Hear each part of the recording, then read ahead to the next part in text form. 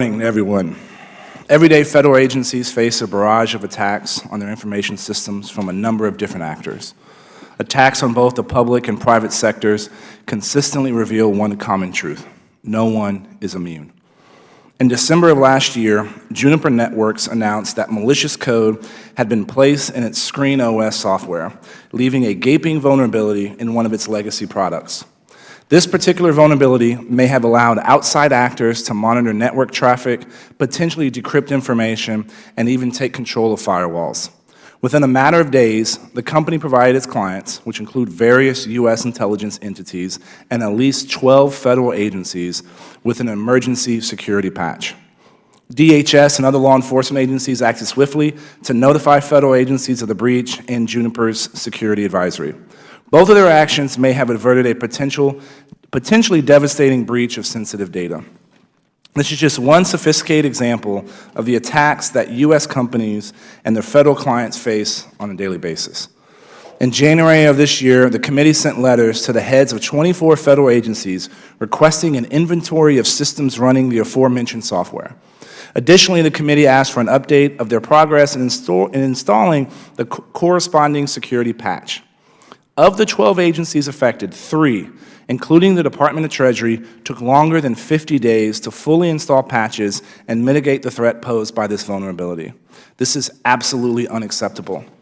The inability of federal agencies to maintain a comprehensive view and inventory of their information systems and to respond to Congress in a timely manner cannot be the status quo. Last December, Congress passed landmark information sharing legislation, the Cybersecurity Act of 2015, which creates a voluntary cybersecurity information sharing process to encourage public and private sector entities to collaborate and share information. Moreover, the bill established the Department of Homeland Security as the sole portal for companies to share information with the federal government. With their newly codified role, I look forward to working with Dr. Osmond and DHS on how to strengthen their own posture and ensure that they possess the necessary technical tools to detect and mitigate threats and disseminate threat information within the federal government. Only by fostering this framework, where government and private entities are able to freely share knowledge of security vulnerabilities, threat indicators, and signatures, can we be sure that our network defenses are getting the best intelligence available. In addition, we must continue to learn from the private sector. Industry leaders like Threat Connect and FireEye are consistently pushing the envelope in what is possible in cybersecurity. The government should not seek to compete with them, but rather they should harness these engines of innovation, learn from them, and safely cooperate with them under the guidance of good sense and personal liberty. I hope that this hearing will serve as a starting line for a larger conversation on attribution. Various international groups and state-sponsored actors are constantly attempting to steal military secrets and expose the personally identifiable information of American citizens, and we cannot stand idly by while this happens. I believe that attribution is a form of deterrence.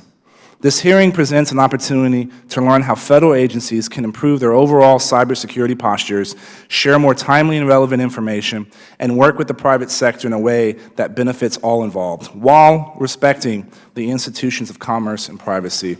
I welcome our witnesses and look forward to hearing your testimony today. I'd like to yield to the chairman from the great state of Utah, Mr. Chaffetz. Thank the gentleman, and Mr. Hurd, I thank you for your leadership on this issue. You're such a valuable part of our team in making this happen. But to those that are in the federal government, we got to up our game. I was elected same time as President Obama was. It's starting in 2009. If you look at the expenditure on the IT budget, the federal government has spent more than $525 billion on IT, and it doesn't work.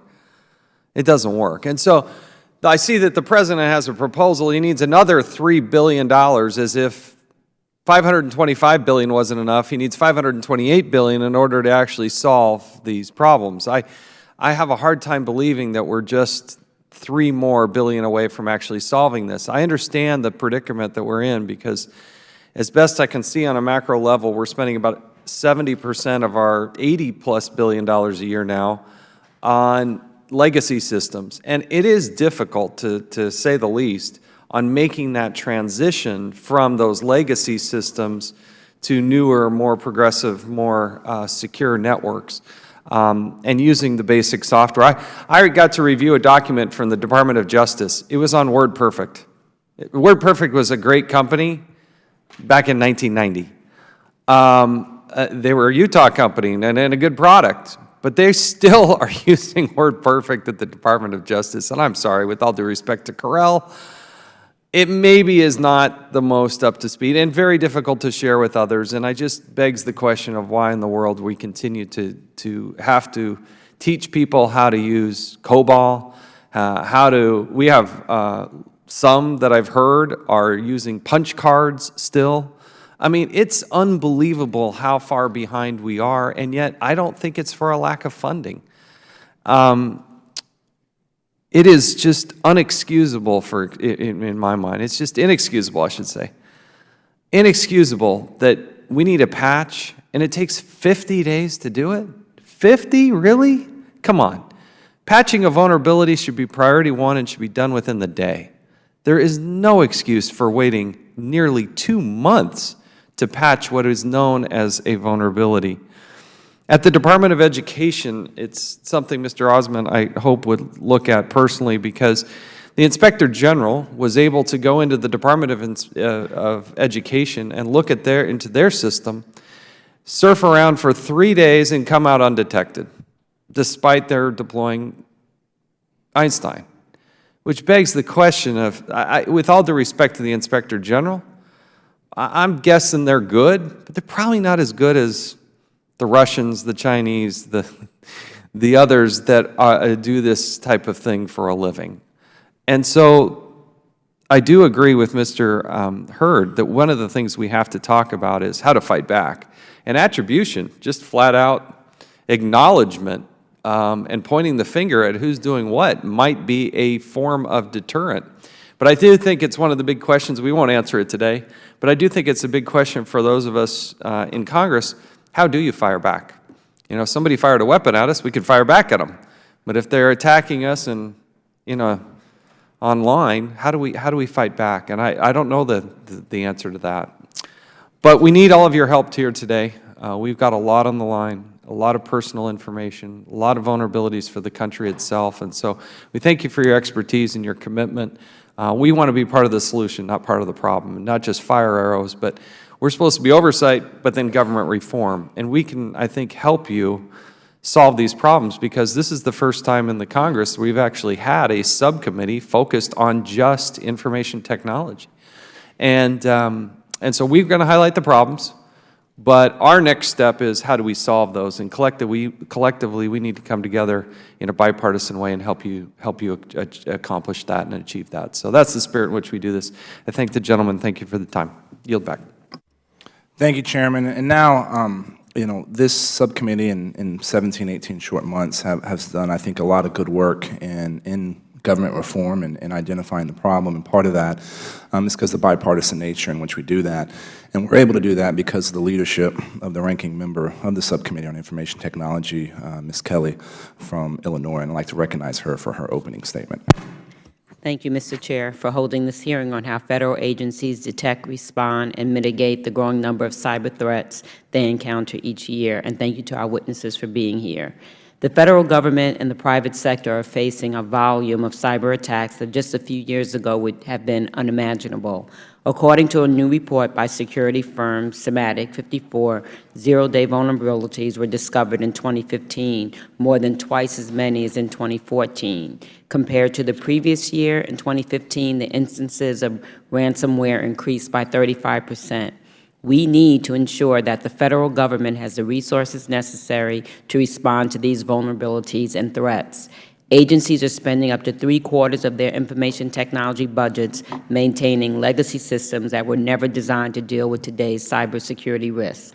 Adding to the problem is the increasing difficulties agencies are having in filling more than 10,000 vacant cyber positions across the federal government. As Tony Scott, the Chief Information Officer for the federal government, has said, and I quote, "We have a broad surface area of old, outdated technology that's hard to secure, expensive to operate, and on top of all of that, the skill set needed to maintain those systems are disappearing rather rapidly." but we're making progress in fixing that. I, along with my colleagues on this subcommittee and Ranking Member Cummings, were original co-sponsors of Congressman Steny Hoyer's Information Technology Modernization Act. The act would authorize the creation of an Information Technology Modernization Fund to help federal agencies upgrade their aging information technology systems. Over the first 10 years, the fund would help facilitate upgrades to $12 billion worth of civilian IT programs to make sure the federal government has the most effective, secure IT infrastructure possible. Legislation like the ITMA sends a clear message that Congress understands the challenges facing our nation's federal IT systems, but there is more to be done. I look forward to hearing from our witnesses today on their threat response processes in place, and I look forward to working with you, Mr. Chairman, to do what's needed to ensure that we keep the federal government secure from the growing number of cyber threats. I yield back. I'd like to thank the ranking member for her comments, and we'll hold the record open for 5 legislative days for any members who would like to submit a written statement. Now I'd like to recognize our panel of witnesses. I'm pleased to welcome Mr. Sanjeev Bagawalia. He's the Deputy Assistant Secretary for Information Systems and Chief Information Officer at the Department of Treasury. Mr. Stephen Taylor, Chief Information Officer at the Department of State. Dr. Andy Osmet, Assistant Secretary for Cybersecurity and Communications at the Department of Homeland Security. And Mr. Richard Barger, Chief Intelligence Officer at Threat Connect Incorporated. And I'd like to welcome you all. And pursuant to committee rules, all witnesses will be sworn in before they testify. So please rise and raise your right hands.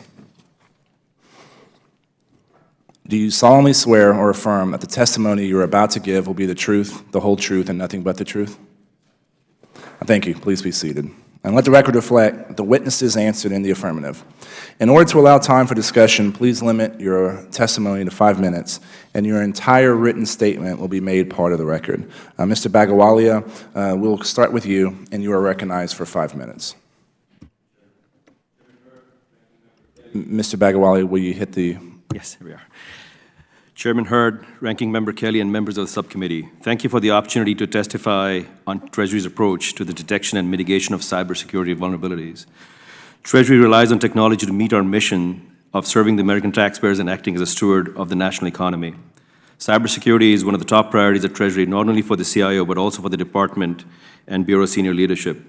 We're continuously and incrementally improving in management oversight over IT environment, including cybersecurity. We're leveraging synergy opportunities across the enterprise through authorities in law like FITARA and FISMA to more effectively use our people, policy, processes, technology, and governance in cyberspace. Detecting and mitigating vulnerabilities in our environment before they're exploited by our adversaries is an essential component in Treasury's defense in-depth strategy. I've divided my testimony into 2 parts. The first part will explain how we tackle vulnerability mitigation at the department, and the second part will outline how we participate in the government-wide federal cybersecurity community. Part 1, vulnerability detection, reporting, response, and mitigation within Treasury. As you know, Treasury is a large, geographically and technically diverse enterprise with bureaus having widely varying missions requiring widely varying IT environments. While Treasury bureaus are empowered to make IT decisions necessary to execute their individual missions and carry out operational security functions within their environments, the Treasury CIO is accountable to ensure that those decisions properly consider security implications and evaluate risk and vulnerabilities. Treasury has aligned our departmental cybersecurity strategy with the 5-part NIST National Cybersecurity Framework and the Cybersecurity National Action Plan, CNAP, to ensure common objectives across the enterprise. Vulnerability detection. IT companies, government agencies, security researchers, and others identify thousands of security weaknesses each year. Critical vulnerabilities are a far smaller number, in hundreds. Vulnerability detection requires a multidimensional approach involving asset management, automated tools, monitoring of communication channels, and human analysis. The foundation of good comprehensive vulnerability detection is strong asset management. To this end, Treasury has policies in place requiring bureaus to perform regular asset and vulnerability inventory scans using automated tools. Treasury maintains a central department-wide security operations center that operates around the clock. The SOC, it's called the SOC. The SOC monitors classified and unclassified government channels as well as open source and industry channels for news of vulnerabilities, critical vulnerabilities. In response reporting, mitigation, and of known vulnerabilities, we follow the maxim that cybersecurity is about risk management. Bureau IT organizations undertake risk analysis for each vulnerability and schedule testing and patch deployment as appropriate. A risk analysis may result in several mitigation approaches, such as patching, instituting compensating security controls, or migrating to a new software or hardware solution. Treasury and its bureaus start by remediating vulnerabilities on assets with the greatest exposure first, risk exposure first, and then moving systematically to remediate the remaining assets. The recent Juniper vulnerability offers an example of this process in action. Table 1 in my written testimony illustrates how 57 affected devices across Treasury were remediated from a time and risk perspective. Treasury coordinated an enterprise-wide response to the Juniper vulnerability within a couple of hours of receiving the information from open source vendor channels and DHS. A detailed analysis determined that 2 bureau configurations pose low risk for the exploitation of the Treasury fixed 25% of the patches within a day, 84% within a week, and 86% within 2 weeks, and 93% 7 weeks. But if you look at it from a risk lens, we fixed 40 out of 40 of the 57 devices, representing 100% of high-risk devices within 6 days. Of the remaining 17 low-risk devices, 13, or 76%, were completed by February 4th, and the remaining 4 devices were completed over the next 10 days. A detailed analysis determined that the configuration posed low risk and exploitation of the 4 devices, posed low risk of the exploitation of the vulnerability because the devices were not directly connected to the internet, were not directly affected by the vulnerability, and each had multiple layers of compensating controls in place. So a challenge faced by large agencies in complying with government-wide mandates to address particular vulnerabilities is the need to balance operational and security risk. In many cases, the devices must be patched as part of a complex operational system with several legacy components that may not be compatible with the security fix. So we respectfully request that and suggest that the factors should be considered in reporting. Could we have done a little bit faster? Yes. Part 2, Treasury's role in government-wide vulnerability detection, response, and mitigation. I would like to thank DHS for the leadership role in coordinating federal cybersecurity. Treasury fully participates in the Einstein program and looks forward to Einstein 3A. The CDM program led by DHS will help us move the entire U.S. government from federated compliance to integrated continuous monitoring and mitigation. Treasury is an enthusiastic participant in the CDM program. We expect CDM will improve situational awareness regarding vulnerabilities and will move us to better automation and tracking in real time. In conclusion, while Treasury has established a solid procedural and operational foundation to identify and mitigate vulnerabilities, our adversaries are constantly changing their methods. I see 2 opportunities where congressional support could aid our efforts. First, hiring and retaining cybersecurity staff remains a challenge. We ask for continued support to streamline hiring and offering appropriate incentives to attract and retain that talent. Second, we ask for some consideration in the FY 2017 budget request for a cybersecurity enhancement account, which will enable us to keep pace with the rapidly evolving adversaries through targeted and accountable spending. Thank you for your attention to this important matter. I appreciate this opportunity to testify today, and I'd be glad to answer any questions you may have. Thank you. Thank you, sir. Mr. Taylor, you're recognized for 5 minutes. Chairman Hurd, Ranking Member Kelly, distinguished members, thank you for inviting me to testify about the Department of State's cybersecurity program. The Department of State, as the lead U.S. foreign affairs agency, has over 70,000 employees in our 275 overseas and 30-plus domestic locations. Like all government agencies and businesses, particularly organizations the size of the Department, we face a dilemma.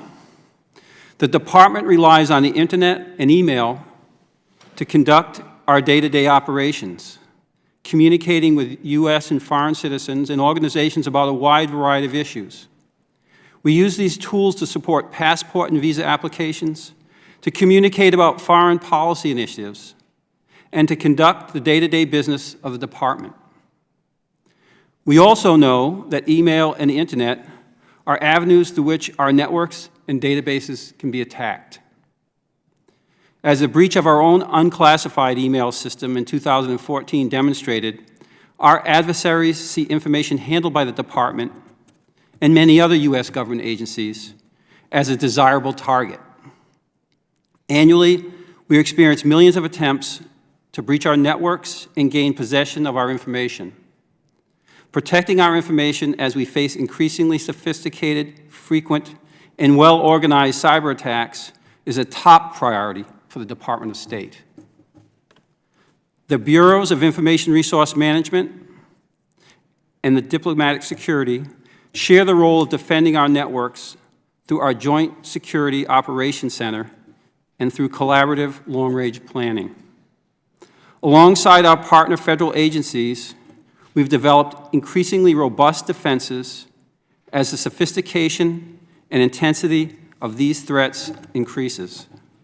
The foundation of our cybersecurity framework is the Federal Information Security Modernization Act, or FISMA, along with OMB guidance and the National Institute for Standards and Technology guidelines.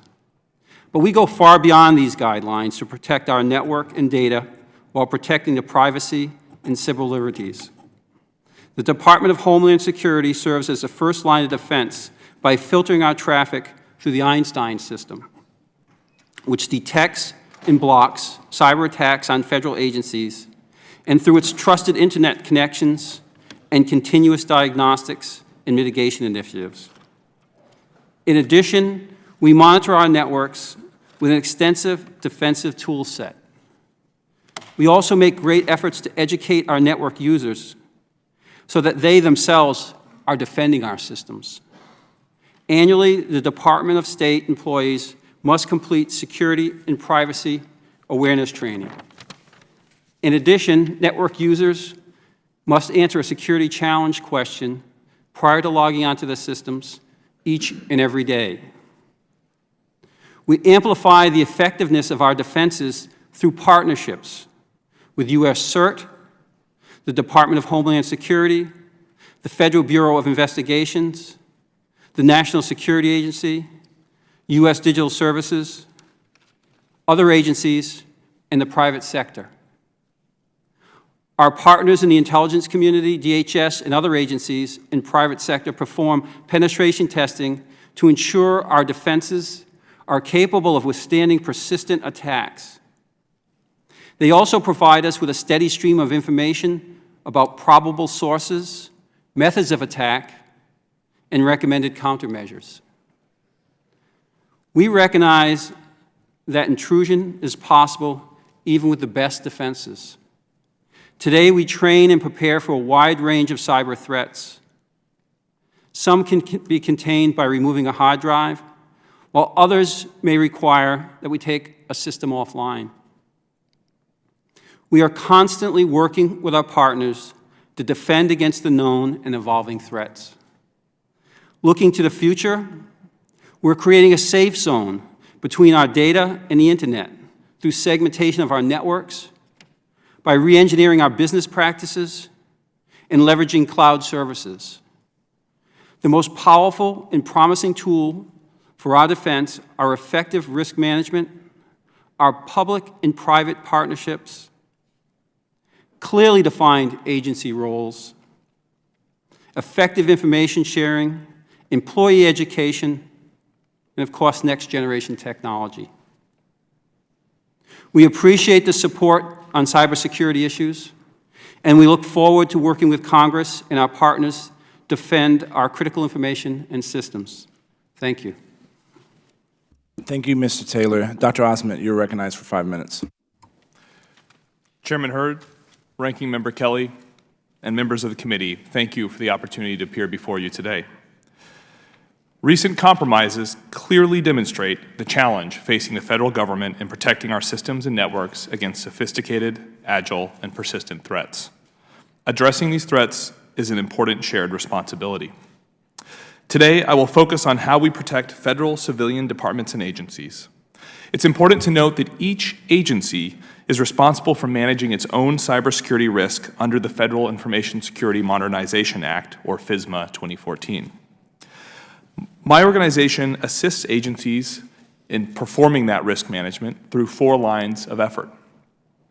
First, we provide cybersecurity protections where it is effective and cost-efficient. This baseline is principally provided by 2 programs. The Einstein program detects and blocks cyber attacks outside of agency perimeters. And the Continuous Diagnostics and Mitigation, or CDM program, provides tools for agencies to identify and prioritize vulnerabilities within their networks. Second, We measure and motivate agencies to implement best practices through risk assessments and targeted guidance. Third, we serve as a hub for cybersecurity information sharing between the government and the private sector through automated means whenever possible. And fourth, we provide incident response assistance to agencies. The committee is well aware that cybersecurity vulnerabilities are all too common. My organization serves a key role in helping agencies resolve significant vulnerabilities. Upon learning of a new vulnerability, our first priority is to rapidly promulgate actionable information to our partners. When a vulnerability is particularly critical, we hold an emergency interagency coordination call. These calls allow DHS to quickly convey key information to Chief Information Security Officers across the federal civilian government. Additionally, we share information through secure portals managed by our National Cybersecurity and Communications Integration Center, or NCIC.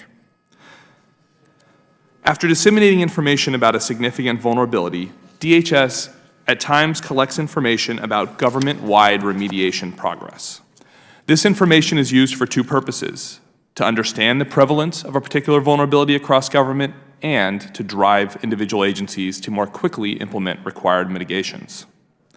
Currently, this data collection process is largely manual, but the CDM program will fundamentally change this paradigm.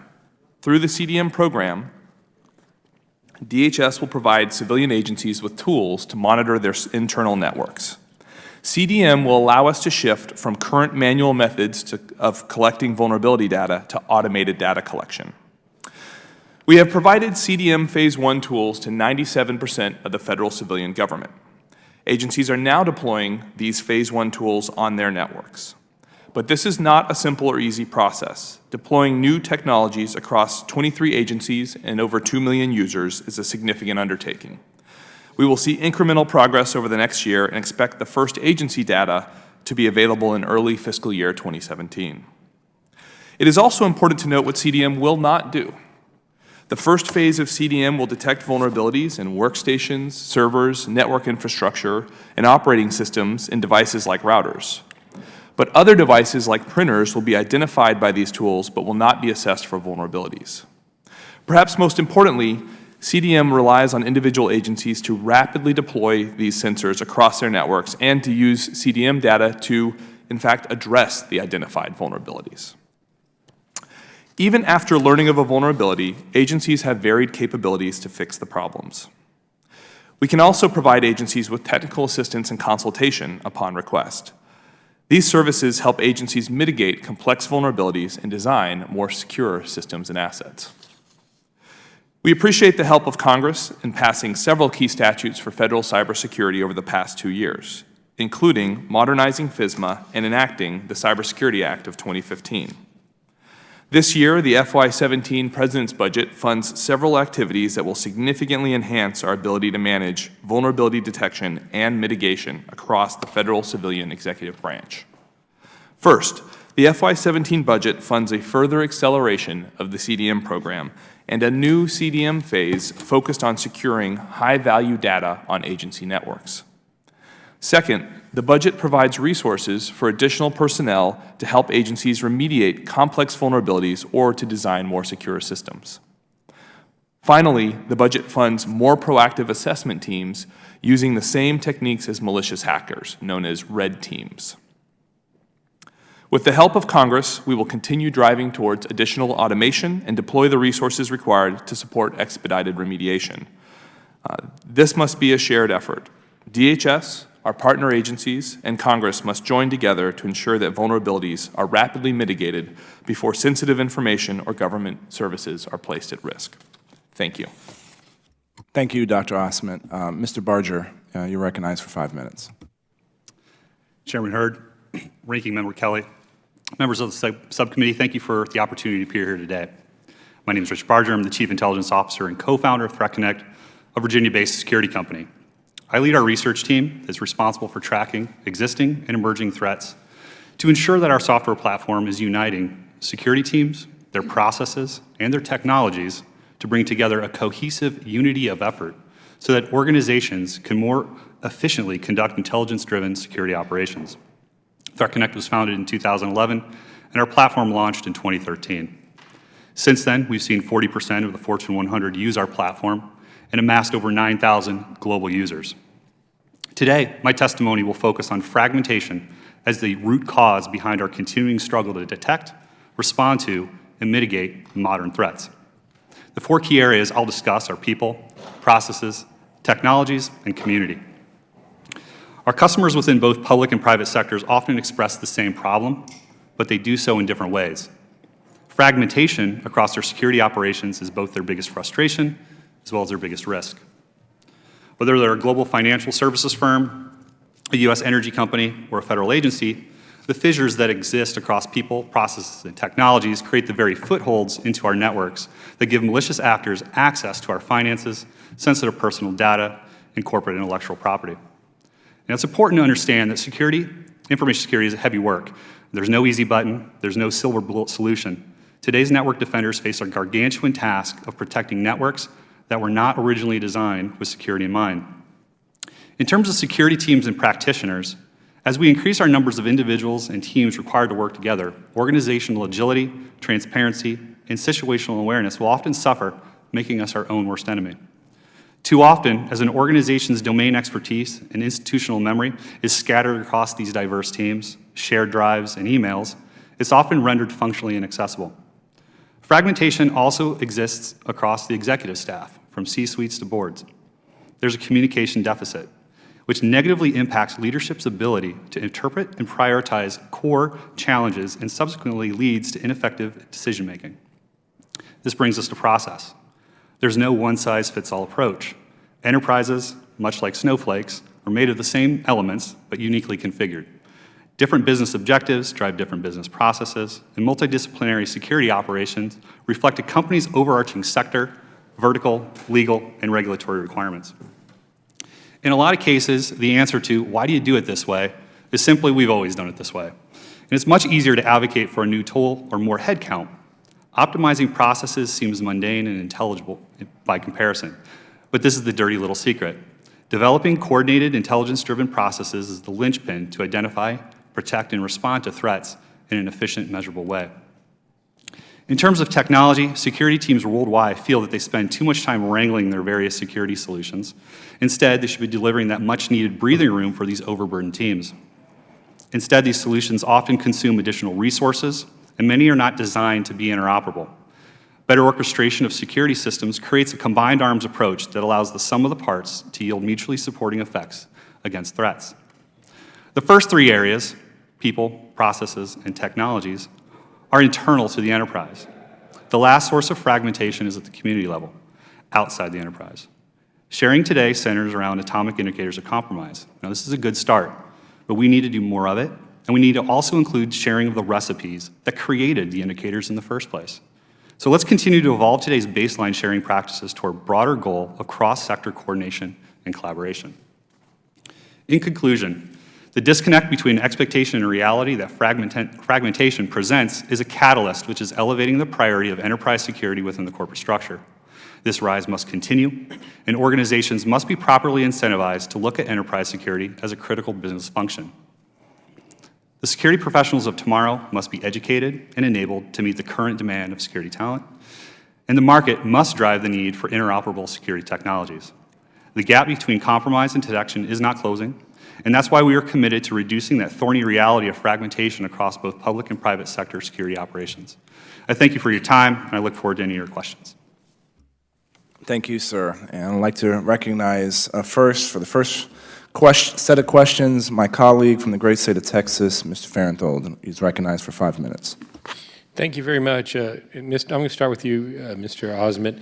The FBI, for years, has been pushing for encryption backdoors so they can easily access device content. However, security experts, including including Ash Carter and NSA Director Admiral Rogers, as well as former leaders from the intelligence community, have all said that encryption is essential to national security, cybersecurity, and economic security. What's your take on the call for backdoors? Do you think that makes us safer or less safe, and why? Thank you, sir.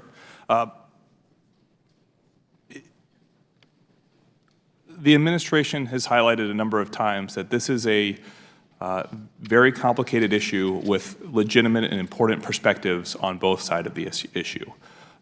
We do have law enforcement concerns and the need to access data from malicious adversaries, whether they be terrorists or criminals, to deter and catch those individuals responsible for malicious actions. At the same time, from a cybersecurity perspective, we want more broad and secure encryption and other technologies to be widely disseminated. I would reflect the administration's position here that we do need a national conversation on this issue, and I think it's important that Congress has taken this issue up and is focused on it. All right, all right, Mr. Barger, do you have a take on that? So, you know, the encryption, you know, issue is a very, very complicated subject.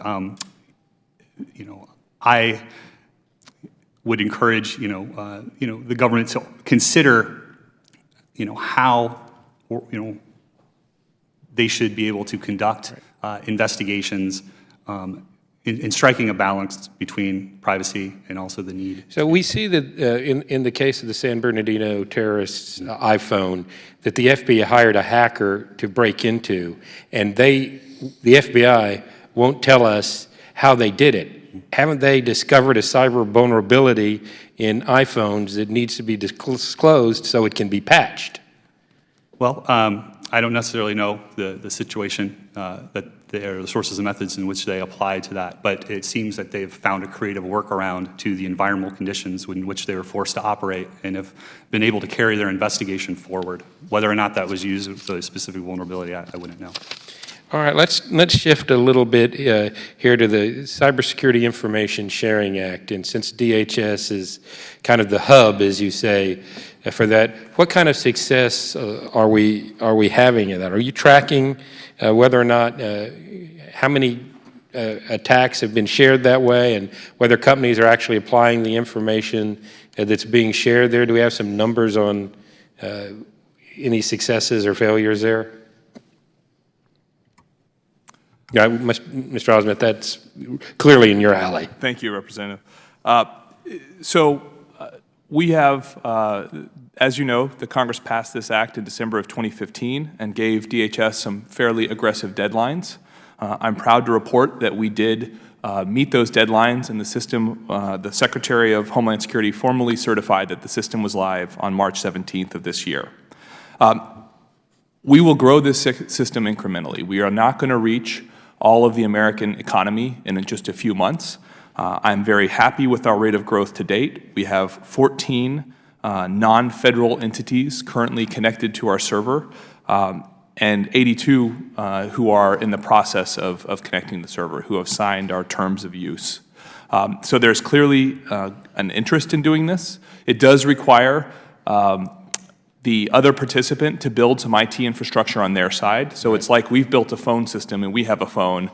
They also have to acquire a phone before they can call. All right, so you've been up and going a month now. Is that correct? That's right. Roughly a month. So have there been any threats shared? I mean, do you have a number? We have shared over 2,000 indicators to the private sector, and we have received additional indicators that the private sector did not allow us to share onward to other companies, but that we did share internally within the federal government.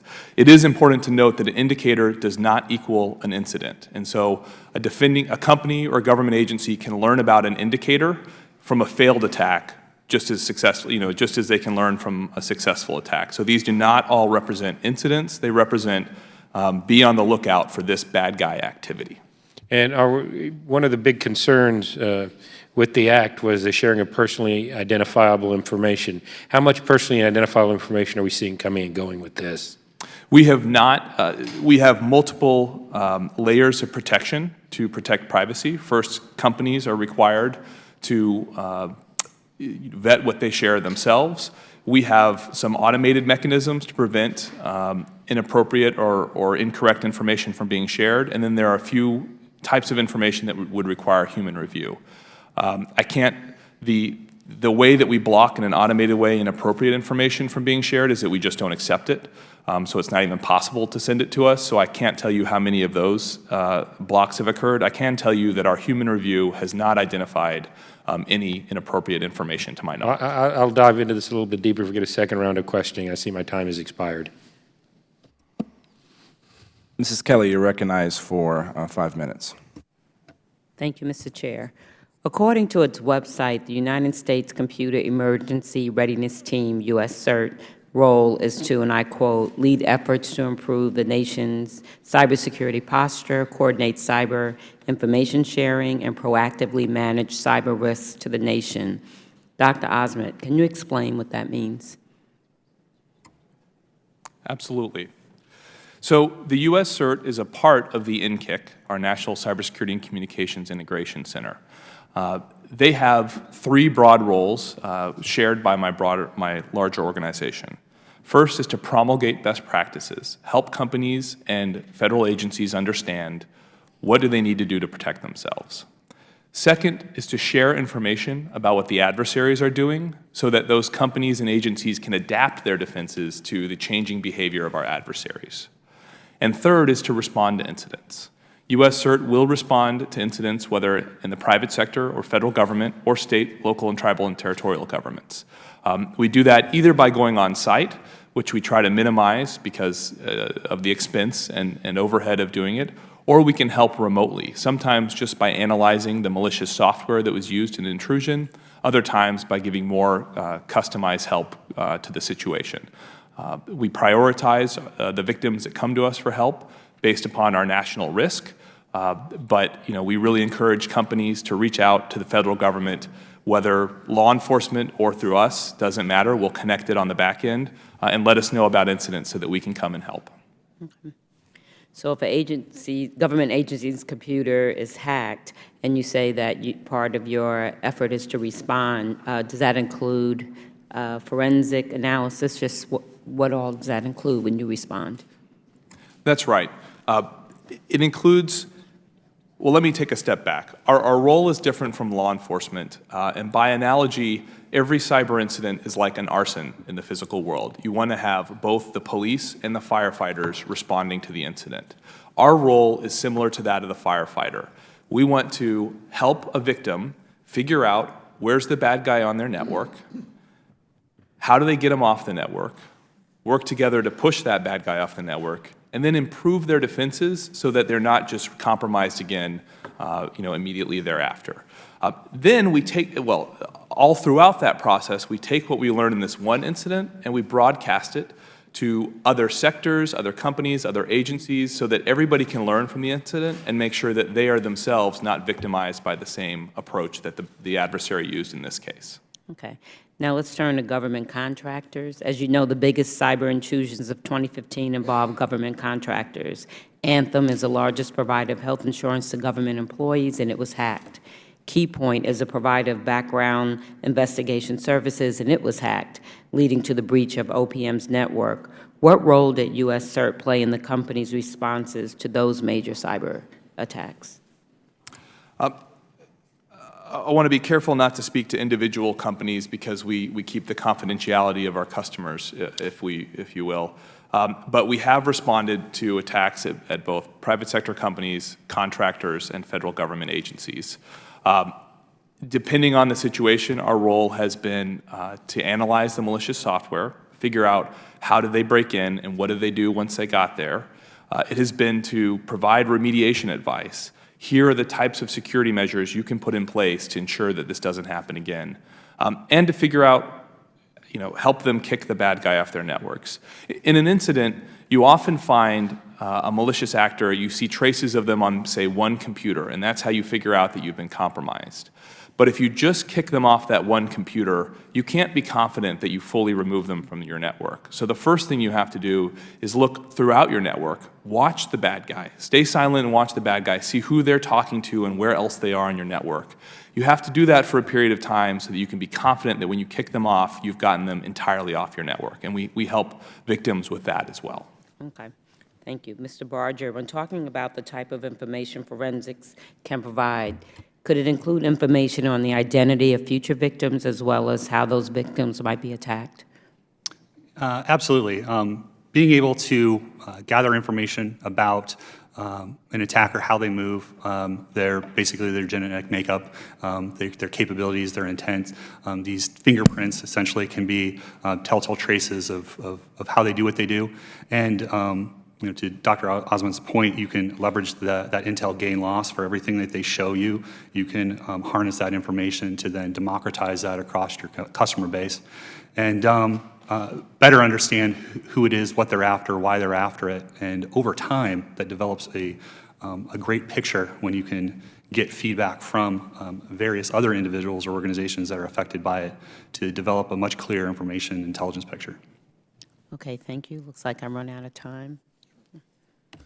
The distinguished gentleman from North Carolina, Mr. Walker, is recognized for 5 minutes. Thank you, Mr. Chairman. Thank you, panel, for being here today. Jumping right into my question for Dr. Osment here. What participation rates have you seen from the private sector? Can you speak to that just for a moment? Yes, we have, as you would expect, varying participation based on both the sector and also the program that we're talking about. We have a very wide uptake of the bulletins and advisories that we send out, advising companies about security risks and mitigations. We have something like 100,000 individuals signed up to receive those, and these tend to be the security individuals operating within a company. What engagement have you seen from the federal sector?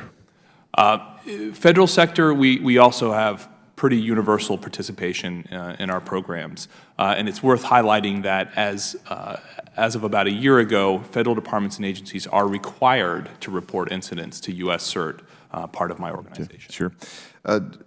Mr. Bagawalia, is that correct? All right. How effective has Department of Homeland Security been in notifying your agency or notifying other government agencies? I think they have been very effective, and things are improving as the threats have been coming at us in increasing frequency over time. Obviously, as the threats keep on coming at us, we work together with them, but we also work with other intelligence community agencies. Okay. So together, it's a community basically working together to make sure we're improving. Thank you, Mr. Barger. Kind of the same question. How effective has the DHS been in notifying the private entities?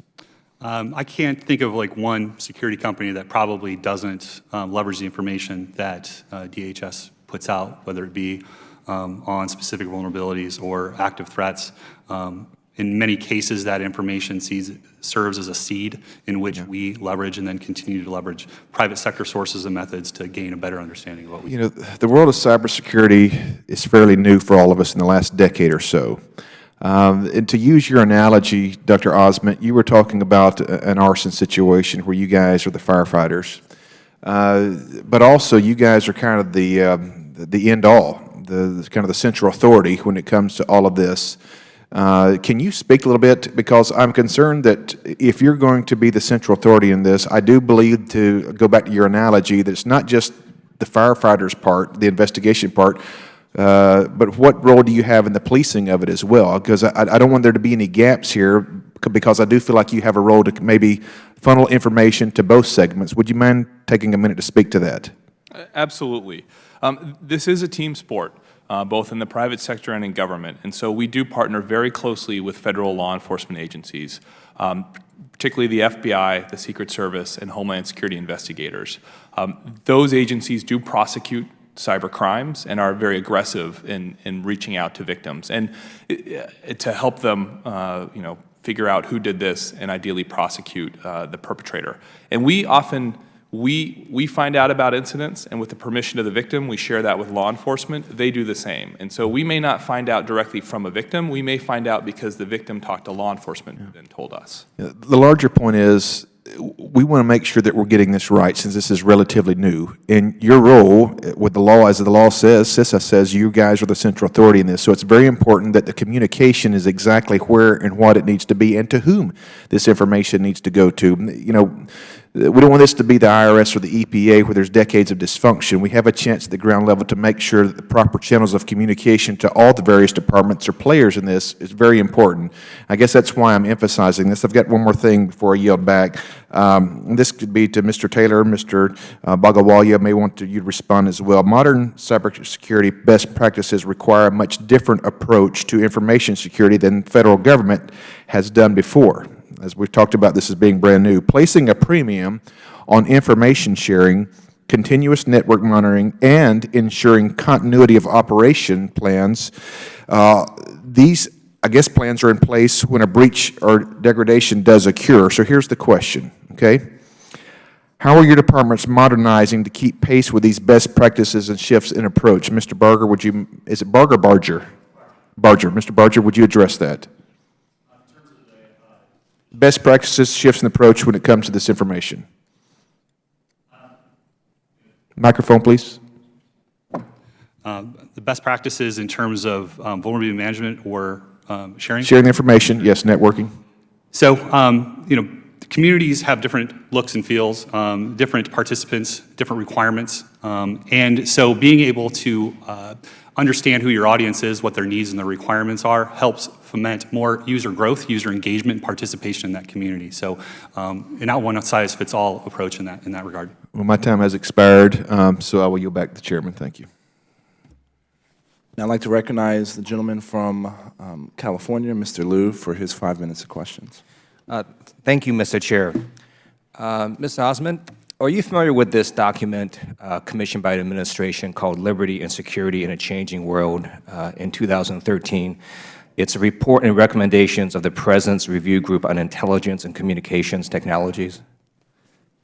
I am familiar with it, sir, yes. And I'm going to read to you Recommendation 29, which says, we recommend that regarding encryption, the U.S. government should fully support and not undermine efforts to create encryption standards, not in any way subvert, undermine, weaken, or make vulnerable generally available commercial software, and increase the use of encryption, urge U.S. companies to do so in order to better protect data in transit, at rest, in the cloud, and in other storage. Do you agree with that recommendation? Sir, the issue of encryption is a really challenging one. And as administration officials have highlighted a number of times, we have to weigh the balances of our law enforcement and counterterrorism needs with our desire and need to improve cybersecurity across the private sector and government. And so we're calling for a national conversation on this topic so that we can plot a way forward together, essentially. So do you agree or disagree with Recommendation 29? I think it is more complicated than one can simply agree or disagree to. I think we do. It is a decision. Let's get pretty specific. Do you believe that the U.S. government should not in any way subvert, undermine, weaken, or make vulnerable generally available commercial software? Do you disagree with that?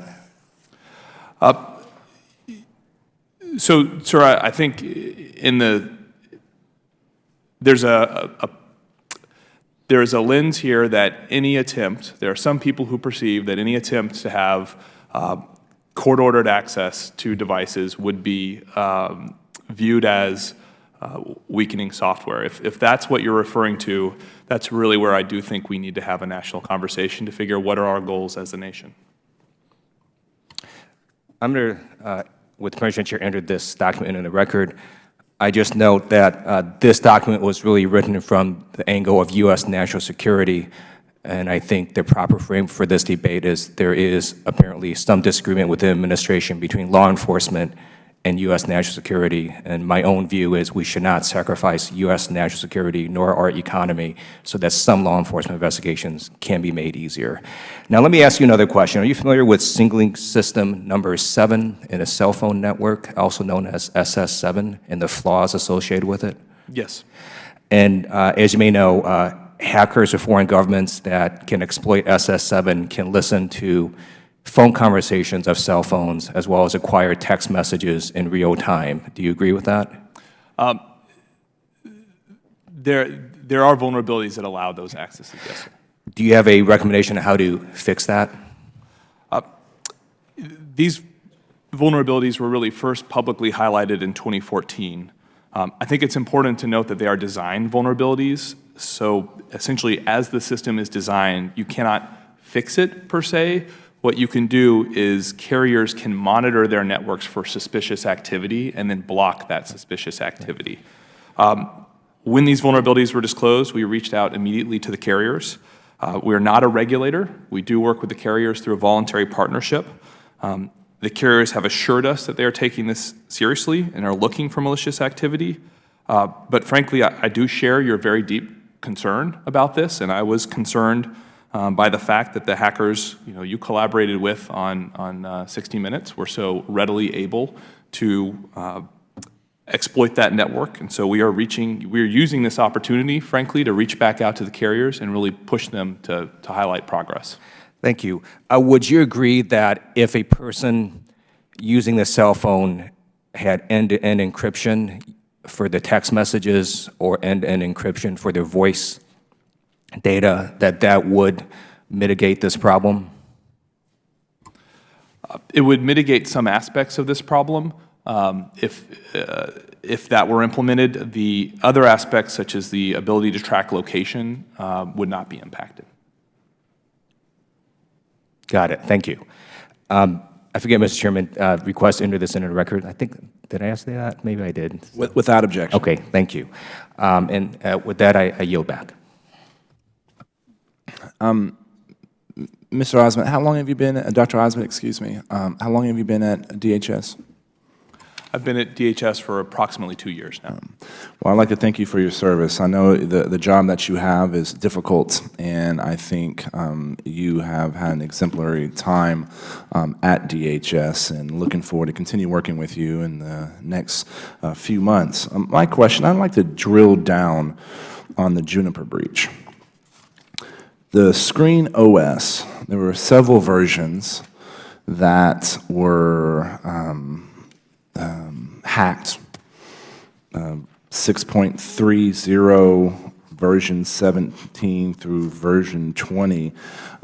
Were any of the versions that were vulnerable to the breach, were they supported by Juniper? Were security patches supported by Juniper? Are you aware? I'm not entirely sure. I believe that at least a number of those were out of service and no longer supported. I don't know about all. So when something is out of service, that means the vendor does not provide, patch updates, or this is saying, hey, you're operating on your own. We're not responsible for keeping this up to speed. Is that correct? Mr. Bagawalia, my question for you. 57 devices had the Juniper vulnerability, is that correct? Yes, sir. They were affected by the release versions in question in the Screen OS, yes. And do you agree that the vulnerable versions of the Screen OS software that's provided by Juniper is not supported by a vendor? The security updates were not supported by the vendor? We didn't know about whether it's not supported by the vendor, but we obviously, the moment we got the information from... Oh, no. Look, I'm not questioning about this. We can talk about the 4 devices that you thought were low vulnerability. My question is, why were you using versions of Juniper software Screen OS that was no longer supported by the vendor? And if I'm not mistaken, please correct me if I'm wrong, the vendor stopped supporting that software in 2013, 2014. Why was Department of Treasury still using software that wasn't being supported by the vendor? I'd have to get back to you in the exact detail as to how many of those devices were late on that version that was not supported as 2014. We obviously work continuously with not only DHS but with the vendor itself. We'll give but DHS doesn't have anything to do with supporting patching for software. No, it doesn't, but we are sharing... And the vendor has made it very clear that they're not going to continue to support that software, so what are you working with the vendor on? The vendor usually works with us to kind of figure out if there are any challenges with particular versions of software and so on and so forth. We have not looked at or been advised of any particular devices there that were we're behind. But nevertheless, the point is, we should obviously be How be much keeping the versions up to software, date. you're the CIO for Treasury, correct? Yes, sir, I am. How much software are you using in Department of Treasury that's not supported by a vendor?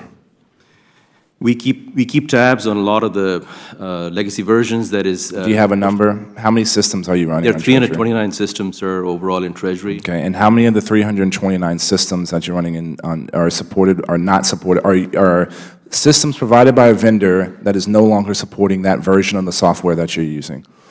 It's a small percentage. I'll have to get back the exact Please, number. please get back with a Yes, sir, I specific will. number. Yes, sir. Threat mitigation, threat assessment or damage assessment is probably the most accurate number. Of the 54 systems that were using the Juniper's software Screen OS, what did the hackers or attackers, have you done a damage assessment on what was possibly stolen? We've obviously looked at the devices, and which there were two versions. Obviously, one had the administrative access and one had the VPN. We looked at both of those devices and seen whether there was anything going on in those devices themselves. We looked at the risk analysis of that. We also obviously made sure that those devices did not have any lateral movement and other things like that. We're doing more in this area. We're putting some other countermeasures just to double check, for example, using third parties to see if there's anything else going on in there. And So you that's an ongoing identified effort. 17 of the 56 systems as high threat, is that correct? 14? No, sir. 40 of the devices, out of an overabundance of caution, we did put as high risk. Out of only 4 out of the 57 were really connected facing the internet. The rest were internal facing, but because... Of those 4 that were facing the internet, what kind of systems, what kind of information was traversing those systems? So one was, it was like, for example, it was on a isolated internet connection at one of the locations like Mint, another location. Right, so the Mint, like where we make money? Yes, sir, but it was not connected to the corporate LAN. It was sitting outside in a public-facing sort of internet. But it's still connection. connected to the internet, right? So are you implying that that's not a significant No, vulnerability? sir, we don't. We take cybersecurity very seriously, sir. So in your damage assessment, who did you think potentially took this information? Well, there was no information that we are aware of that has been taken, and we have looked at it very carefully. We obviously are obviously concerned if there's anything that's an external attempt, but there were multiple layers of security in terms of what we were watching, and out of the versions that we had, So nothing taken. you don't think anything was taken, but based on this vulnerability, you don't have to exfil data, right? If you're able to read, if you're able to decrypt encrypted information, then if you're capturing Right. that encrypted network, the encrypted traffic traversing the network, you don't have to exfil it. So how would you know if something was taken or not? So, for example, on the 4 devices that are in question, they do not participate in the VPN connection at all, so there's no risk to that. So even if that was taken out, there was no issue there. They're connected between 3 levels of firewalls in addition to what's already at Juniper.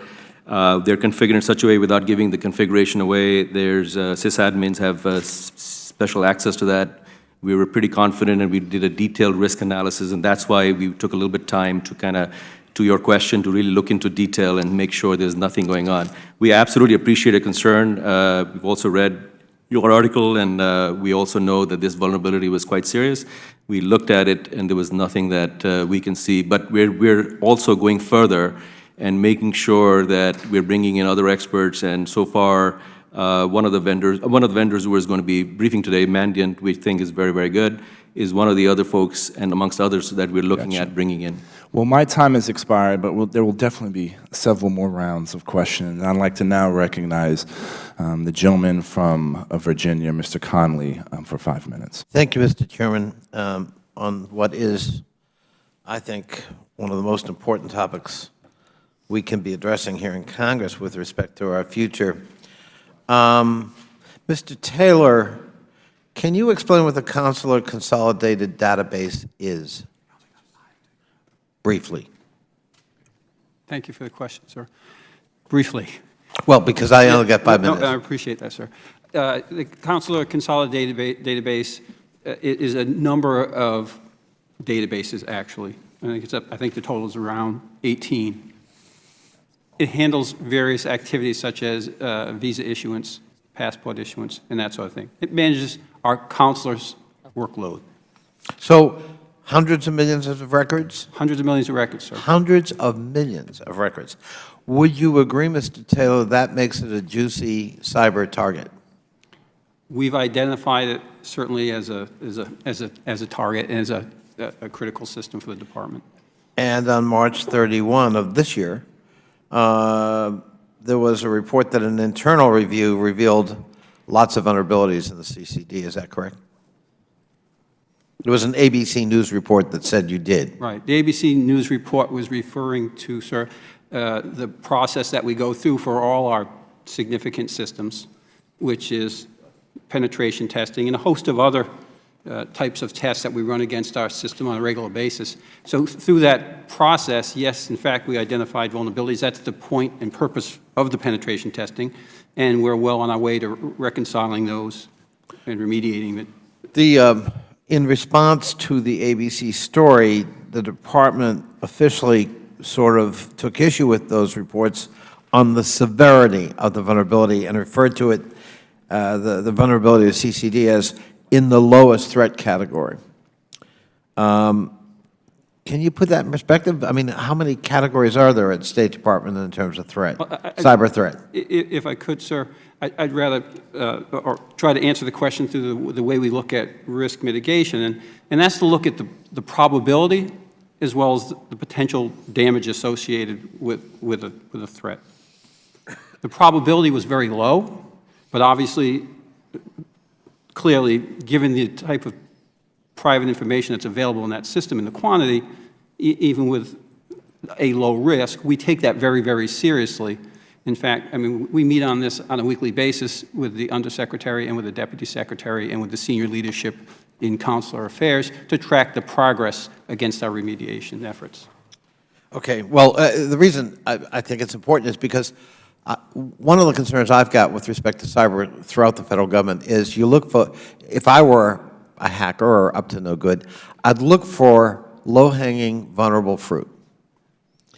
And this committee, the subcommittee, has found lots of that in what might look ostensibly like, you know, unattractive targets, Department of Education. You know, huge database, lots of information in it, and, you know, potentially ripe for the picking. And so, which is why we think implementation of FATAR is so important, and because we've got to sharpen up our ability and make wise investments and so forth. Let me ask you, while I got you, Mr. Taylor, I just got back from China. And on this particular trip, there were probably 20 members of Congress, senators and House members, Republicans and Democrats. I mean, everybody was told when we got there, you do understand that any device you bring will be compromised, period. Is it routine for the Department of State to provide counsel to members of Congress when they're traveling to places that have a known reputation with respect to cyber? Thank you, sir, for the question. I understand the question, but to be honest, it's a little outside my wheelhouse. I'm not sure if those briefings take place. Well, I would expect that Congress would receive those briefings either through our diplomatic security or another entity in state. It really isn't within the purview of the CIO responsibilities to do that. You work for the State Department. I do, sir. Yeah. Well, maybe you can take it back Yes. with somebody whose purview it is, but it just worries me that a whole branch of government is unwittingly putting itself at risk.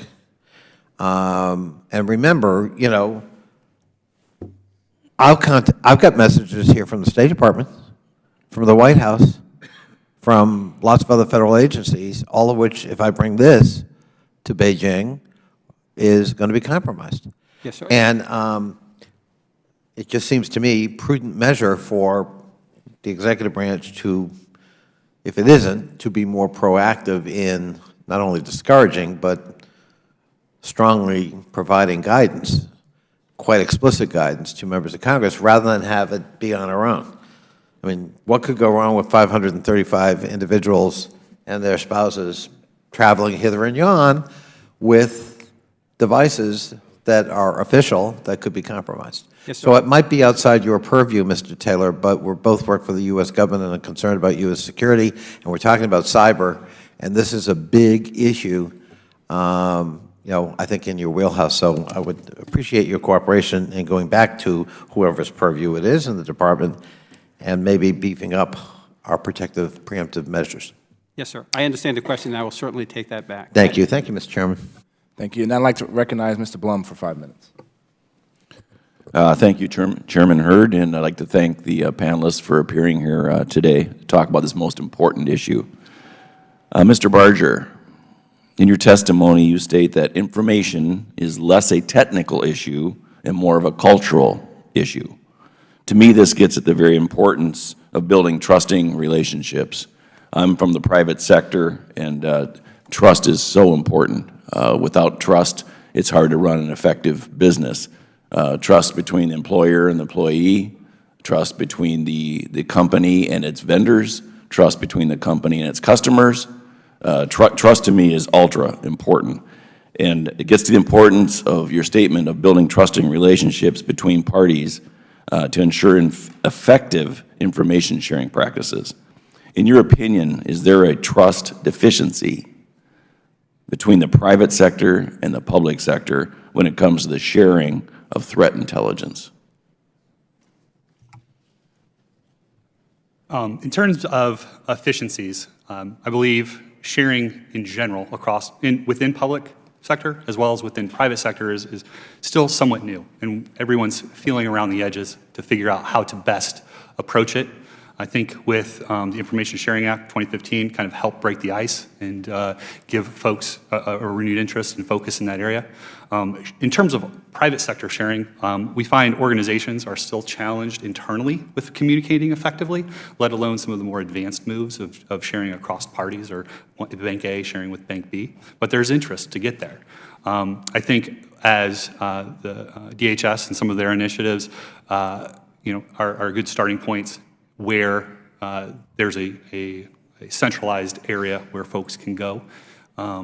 It would be the private sector has a thirst for information, and so as much information you can send our way is always appreciated. There is a willingness in the private sector, I agree, and I hear that time and time again. Is there something the government, the public sector can be doing to help facilitate this? Because there is that willingness, I agree with you. I think timeliness of reporting can help. I think that there's a optics and perceptions of to how much value information is coming out of the government in terms of the flash to bang. There's many cases where private sector will be a few steps ahead of the government in terms of sharing some information, and then several weeks or months later, you'll get an FBI flash bulletin or a DHS report, which echoes some of the same details you already know. However, there's also instances where, like I pointed out earlier, where the information that may come out of DHS or FBI will serve as a seed or will shore up a loose end that private sector may have not necessarily figured out or understand fully, but that then fills in some of the blanks. I hear from the private sector also, sometimes the government is viewed as a black hole. And they deploy a fair number of assets, time, people's talent to obtain information, share it with the government, and never hear back. Never hear back. And that to them is a problem, and I'd say probably is a problem. Was the problem resolved? Was it helpful? Not. They just want to hear back. Yes. Any ideas there on what we can do to have a two-way communication street here versus give me, and hey, don't ask what happened with it. Correct. I am part of that group of folks who have shared information and into the black hole, if you will, and have wondered, was this effective? Do you need more? But what happens is over time when you don't hear back. You just say, you know, really, what's the point of me continuing this if I don't Exactly, really exactly. understand the value? So having a thumbs up or a thumbs down or a quick got it, you know, is always helpful, and I think lends to what you're talking about is improving that sharing relationship and that trust. Very good. I'll yield back the balance of my time, Mr. Chairman. I'd like to recognize Mr. Liu for another round of questions. Thank you, Mr. Chair. Question for Mr. Barger. Are you familiar with the SS7 flaw? I am not. Okay, that's fine. I will now go to Mr. Osmond. In February of this year, the New York Times published an article quoting Defense Secretary Ash Carter, and he is quoted in there regarding backdoors as saying the following: "Just to cut to the chase, I'm not a believer in backdoors or a single technical approach. I don't think it's realistic." Do you agree with his statement? I think part of the challenge here is an argument about what constitutes a backdoor or not. You know, I think what I have heard from law enforcement agencies is that they hope for a solution that allows them court-ordered access without introducing vulnerabilities. I think if you are to introduce... Let me just stop you there. Do you believe it's technologically possible to put in a backdoor only for the good guys? I think there are solutions that add that make that possible. However, and I think Give me one. To get to Give your me one of point, them. I think any time you add a solution, you add complexity, and every time you add complexity, you increase the risk of compromise. Thank you. Do you know how many smartphones were lost or stolen in the U.S., let's say in 2013? I do not. Okay. According to an article in LA Times, about 4.5 million smartphones were lost or stolen.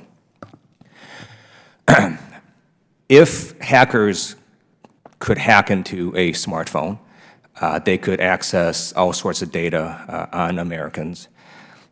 Wouldn't you agree that it'd be important that if government finds a flaw in smartphone encryption, that they let manufacturers know about it so we can protect American consumers if their cell phones are lost or stolen?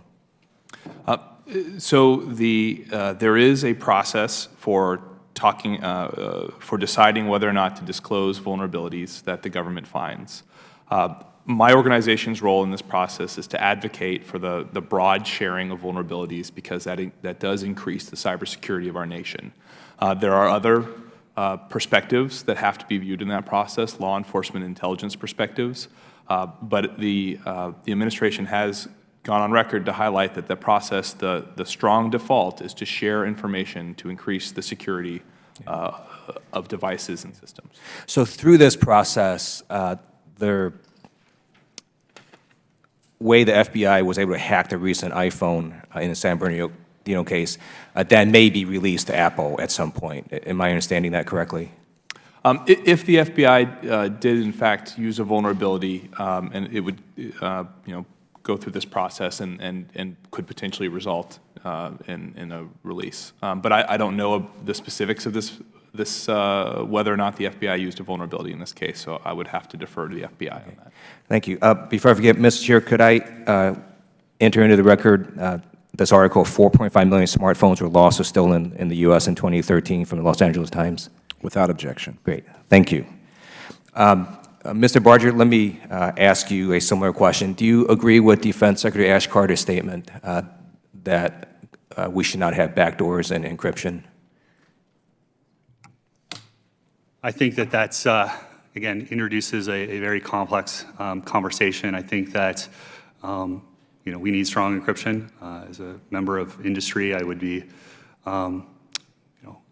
very, very concerned or challenged, I guess, with, any sort of, approach by the government to, weaken anything or weaken security or encryption of any sort of product or solution that we delivered. So, I would say no. Thank you. And with that, I yield back. Mr. Farrenthal from Texas is recognized for 5 minutes. Thank you very much. I'd like to follow up on a line of questioning the chairman had about legacy systems. We talked about some of the legacy and unsupported systems in the IRS. We've had hearings where various government agencies are still running pre-Windows 98 or Windows 98, again, not supported by Microsoft. The security patches are not coming out. Dr. Osment, do you have any idea the scope of this problem? I think this is a major problem for the federal government. It's something that is concerning to me. I'll tell you that we do scan agencies externally, so the systems they have connected to the internet, and we look for critical vulnerabilities. We do consider an unsupported device to be a critical vulnerability. And some of our most challenging discoveries in that process are unsupported devices, particularly at smaller departments and agencies who may lack the resources or the expertise to upgrade these, very legacy systems. I think this is a major risk for the government. And I do believe that any approach that we can take to upgrading and replacing legacy systems is a good approach. And the National Institute of Standards publication 800-40 lays out guidance for agencies on enterprise patch managements and states that it would be quote, ideal to deploy patches immediately so as to minimize the time frame systems are vulnerable. Obviously, immediately isn't possible, but we've got we've got the State Department and Treasury Department here.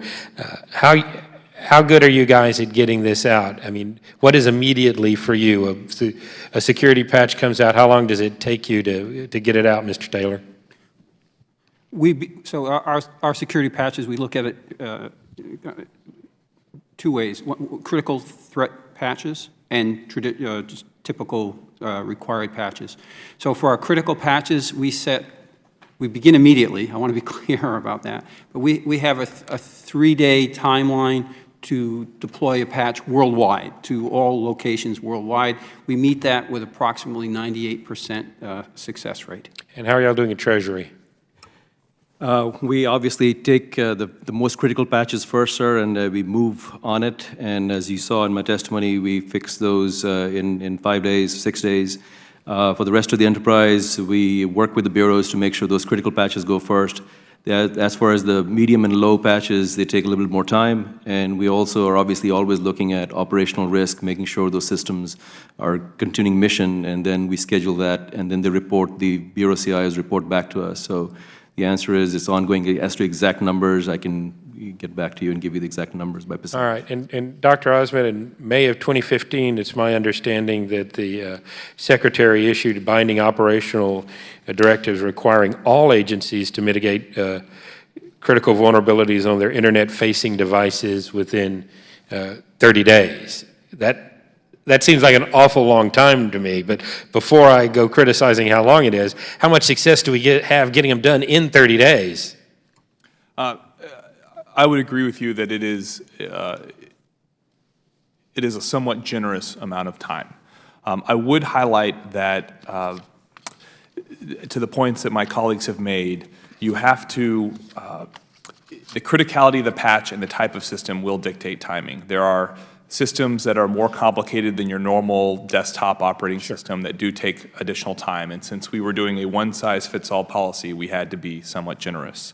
Even with that somewhat generous time frame, when we released this directive, there were over 360 internet-facing systems with critical vulnerabilities in them.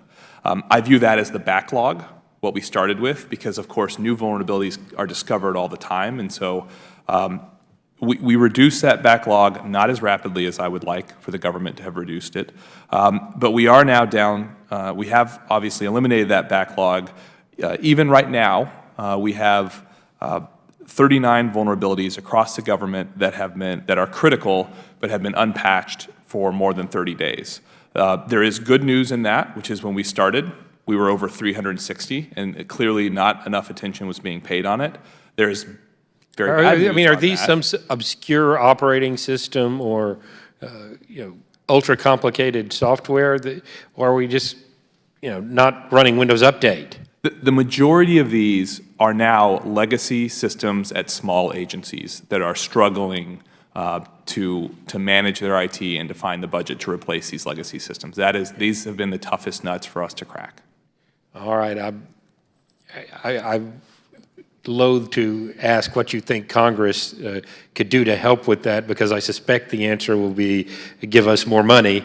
But is there something besides give us more money that we can do in Congress? And then I'll yield back after your answer. I would like to highlight that Congress has been incredibly helpful to date. The recent legislation passed in both 2014 and 2015 has been very important. This type of attention is very important. I do think that one of the challenges that agencies consistently have is when you replace a legacy system, you often have to operate that system for a period of time, even as you're paying to build the new system. So you do functionally need to pay for two things at once for a period of time. The IT modernization bill, sponsored in part by Representative Kelly, ranking member, would really assist with that, because it would essentially give you that fund to temporarily support the building of a second system even as you operate the original older system. Thank you. I yield back. The ranking member from Illinois is recognized for 5 more minutes. Thank you. Mr. Bagliawalia? Yes, ma'am. Mr. Taylor, this question is for both of you. As the people with ultimate responsibility for the security of your agency's computer networks, I imagined that you would welcome any information that would help you with cyber defense. If a company that plays a critical role in your agency's mission was hacked, would knowing how that hack happened help you to do your job? Yes, we work with a lot of vendors, and we obviously work very closely with them. I believe the cyber climate, the way things are in the prevailing world, we work together as a team, and we look out for each other. We're all in this boat together, and that's the way that we want to manage this. We share information also across not only the government, not only with DHS, but with the law enforcement and intelligence community. I myself came from the law enforcement intelligence community myself, and I can tell you that, and have come from industry, we are in a different world now, and the adversary is growing in sophistication, volume, brazenness, and impact and frequency. So if that's the case, the only way we can do this together is to work together and make this thing happen. So absolutely, ma'am. Okay. Mr. Taylor? Thank you for the question. Partnership is the basis of our cyber defense. We learned that in 2014 when we had our challenges with our unclassified email. We reached out to DHS, we reached out to NSA, we got wonderful support for the FBI. We supported and established a joint operations center for cyber. So we have folks from interagency there sitting with us 24/7, 7 days a week, 365 days a year. We receive threat and mitigation information from just a host of partners.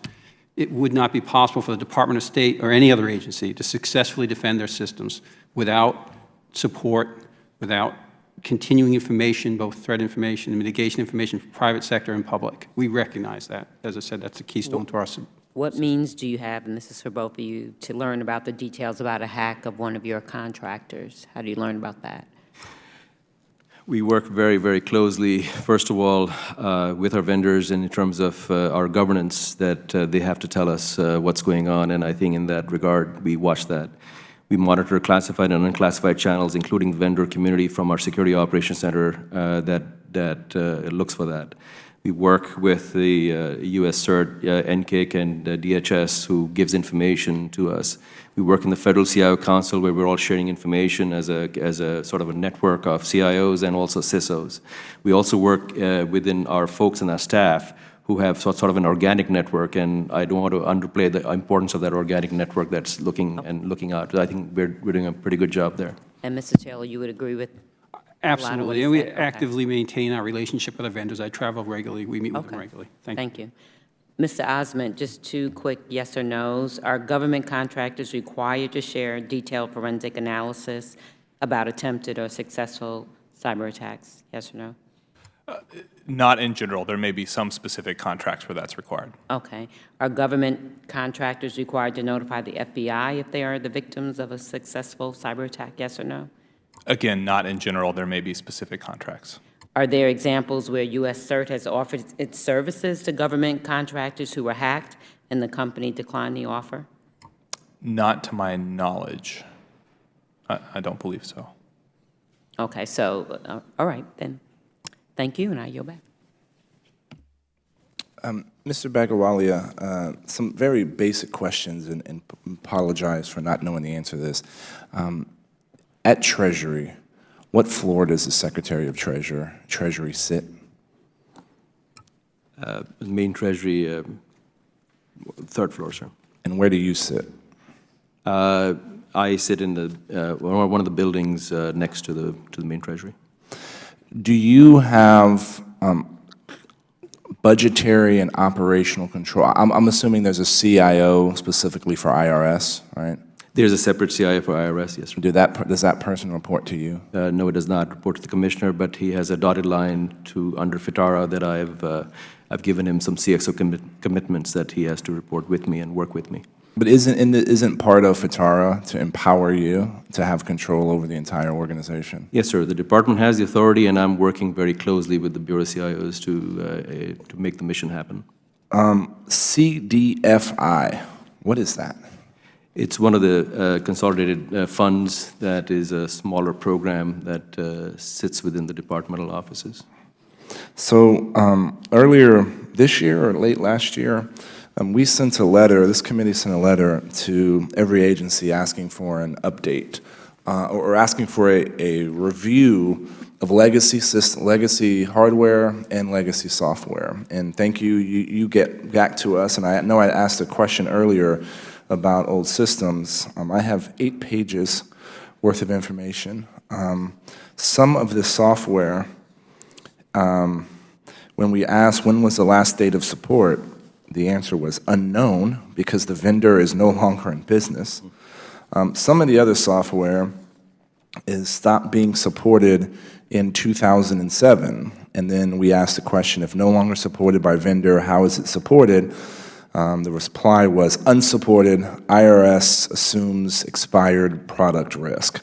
Now, I'm not going to go through each one of these, but my question is, do you, as the CIO of Treasury, have the authority to go through, identify which one of these are high risk, and figuring out why and moving away from unsupported software? Yes, the Bureau CIO and I do have the authority, and we look at using what they call a critical POAM item, and if they have to report to me as to whether they are attesting and is there enough security that there's any vulnerability, if there's anything critical, and they have signed to that, and I obviously check and verify that. If they have not done that, I have the authority to turn it off, and so do they. And obviously, this particular system, I'll have to take a look at what it is. Look, we're going to get into a much larger conversation at some other point about this, but some of these systems that stopped being supported in 2013 deal with software to manage cell phone communications, right? So this is, to me, that would be a high priority vulnerability or a system that should be of high priority to ensure that, and again, the federal government shouldn't be in the business of providing support to products. We should be upgrading and buying, the latest version. So I'm more interested in making sure you have the authorities in order to solve these problems. Dr. Osment, how much, with the new cybersecurity rules that DHS has, how much influence do y'all have in telling another department or agency, hey guys, y'all need to sort this out? The new authorities that Congress have provided us, and frankly the congressional attention on this issue, have really dramatically helped us more deeply engage with departments and agencies. We focus on working collaboratively with those departments and agencies, essentially because when they trust us, we can accomplish more together. Right. And we also look at OMB holding agencies accountable, and together we really work to improve. Dr. Osment, do you have a list of all the unsupported software that's being used across the 24 CFO agencies? I do not, but I'll be honest with you, I want that, I will have that when CDM Phase 1 is deployed. Copy. And I want an automated list of that. I don't want a manual data call. Good copy. Mr. Barger, should enterprises be concerned with using software that is no longer supported by a vendor? They should. Unfortunately, organizations over time will set up systems that they're just become systems of record, that they just cannot pull these systems out, that they age within the organization, both within public and private sector. It's not just one sector or the other. And so it's very hard to necessarily pull them out if you consider some medical devices are FDA regulated. So if you were to patch them, in some cases you change that, that regulation. And so there's these very nuanced details in accepting risk in and around these nuanced systems of record that could be supporting command and control or medical systems.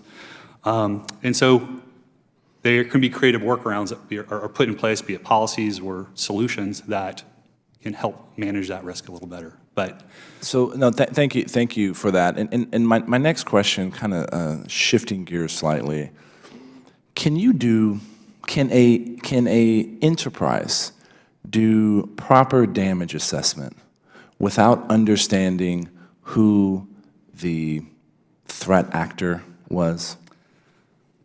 So as a former analyst, I am always appreciative of as much information as possible so that I can use that informed basis to make better decisions. So I think to your point in and around attribution, that sort of information always helps to understand what the adversary's motivations are, because that can frame how I respond and subsequent decisions down the line, be it technical or non-technical types of responses. So would this be a fair statement that understanding who the attacker is, we can do better damage assessment? Absolutely, it's an integral part. I mean, one of the first questions everybody asks when you're the bearer of bad news and there's a breach is, who did it, or why. The boss always wants to know that. And so understanding that can, again, help frame how you respond in the decision-making cycle afterwards. When it comes to the Juniper Screen OS breach, do you have opinions on who was responsible? These are personal opinions and not necessarily rooted in fact, but if just casually reading. The record reflects that. Roger, okay.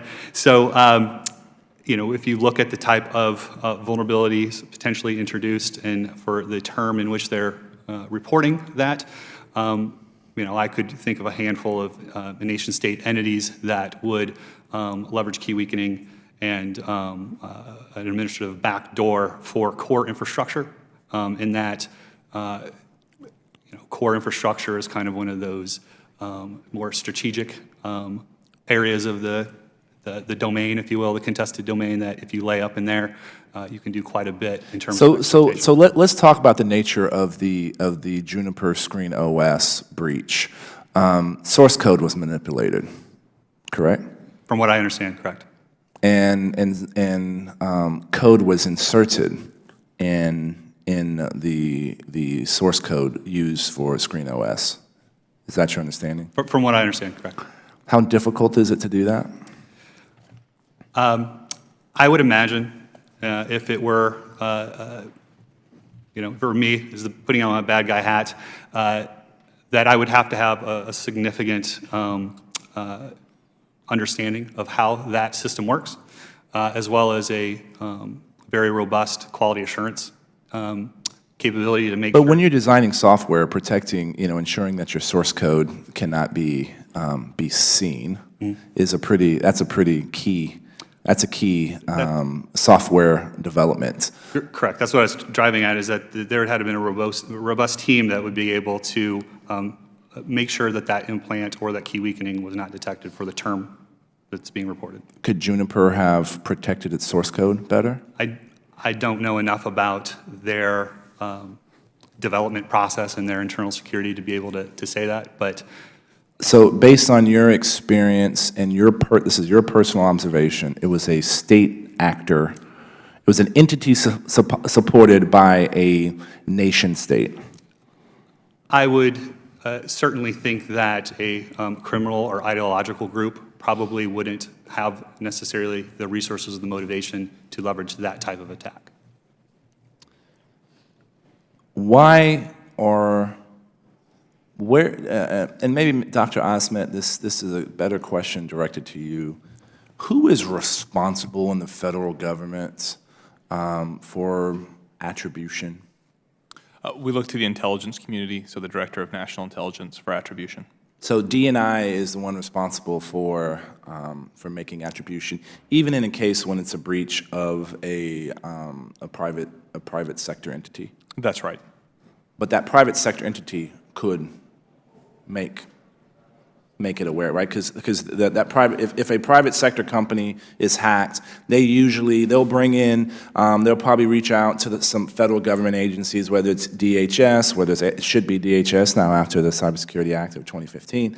They're going to bring you in. They're probably going to hire another company that does incident response and threat mitigation. But are there barriers from having the company that's hacked from articulating who they believe was responsible for the breach? No, any company could point to anybody if they had a view on the perpetrator. Why, and this is my opinion now, I feel like in this case of the Juniper Screen OS hack, people have been reticent to do attribution, even general attribution. Do you have an opinion on that, Dr. Osmet and Mr. Barger? I'm gonna ask you the same question. You know, I don't, other than to say that the government has historically been has used attribution in a fairly relatively few cases, and so I don't view it as unusual that the government has not attributed this particular incident. That's it. Copy. I will now recognize my friend from California, the distinguished gentleman, Mr. Liu, for another round of questions. Thank you, Mr. Chair. My understanding is that Juniper was invited to testify, but they refused to come. I just want to note for the record that well, let me first ask a question. Ms. Osment, is Juniper a government contractor? I don't know for sure. I would assume that they are. I do want to highlight that they're a victim here, and that from our perspective, we ask all IT vendors to give us advance notice when they're making a major patch, so that we can amplify their patch announcement and make sure that it reaches the public and private sector, that everybody who knows needs to know about it. In this case, they did notify us in advance and that they were developing a major patch, and I think they did a very responsible job of this, and I salute them for working hard to make sure that all of their customers were aware of this vulnerability and helping us amplify their message as well. I note for the record that Juniper had their systems breached. I find it disrespectful that they did not come here to testify, and it insinuates they have something to hide. So let me ask some questions for Mr. Bagawalia. I'm trying to understand your agency's response to the breaches of Juniper.